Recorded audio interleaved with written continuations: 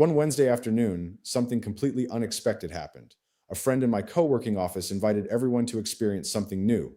One of her friends, Dr. Tim Patel, had offered to bring one of his recovery technologies into our office and give everyone a free session. No sales pitch, no pressure, just generosity. At first, I almost skipped it. I had work to do, emails to answer, projects to finish, deadlines to hit, life. But something told me to stop what I was doing and say yes. The experience itself was incredible, but what stayed with me wasn't the chair.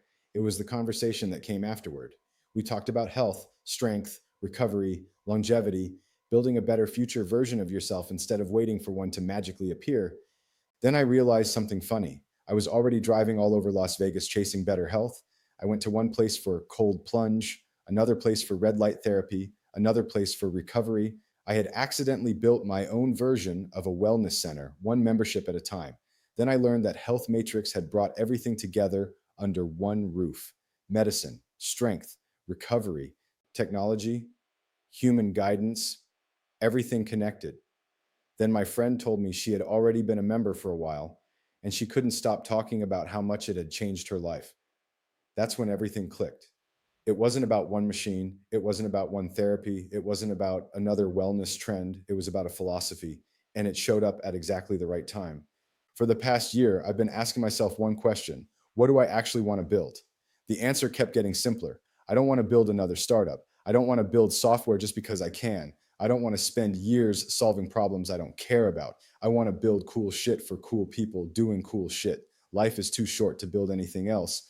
Meeting Dr. Patel wasn't some dramatic, life changing moment. It was something much smaller and somehow much bigger. It was a spark, one conversation, one idea, one moment where I realized I have to build this. Not because anyone asked me to, not because anyone was paying me, because some ideas don't leave you alone. More Life became one of those ideas. It wasn't built overnight, it became an obsession.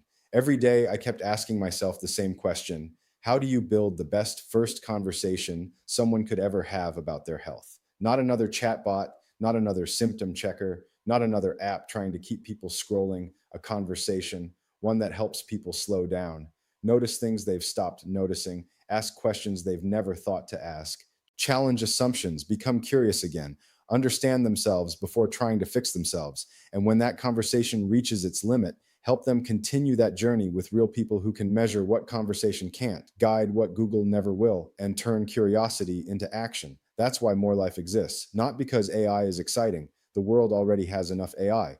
We built it because people deserve better conversations. We built it because technology should help us become more human, not less, more curious, more aware, more intentional, more alive. There's a quote that stayed with me for years: everybody dies, but not everybody lives. I don't think that's talking about death. I think it's talking about attention. How many of us become so busy making a living that we forget to actually live? Maybe living starts with paying attention.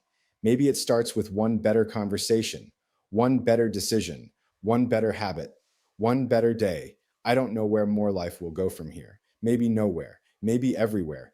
But I do know this: sometimes the best things we build aren't part of a business plan. They're a thank you to the people who unknowingly change the way we think, a thank you for showing up, a thank you for being generous, a thank you for reminding us that building a better future isn't about waiting for the perfect moment. It's about recognizing it when it quietly arrives. That Wednesday, a doctor offered a free session to a room full of strangers. He probably thought he was helping people relax for a few minutes. He had no idea he also inspired the creation of More Life. If More Life helps one person ask a better question, make one better decision, have one better conversation, or take one meaningful step toward a healthier future, then every hour spent building it was worth it. Because life isn't measured by how many years we get, it's measured by how much life we put into those years. That's why we built More Life, because the people we love deserve more than more years. They deserve more life.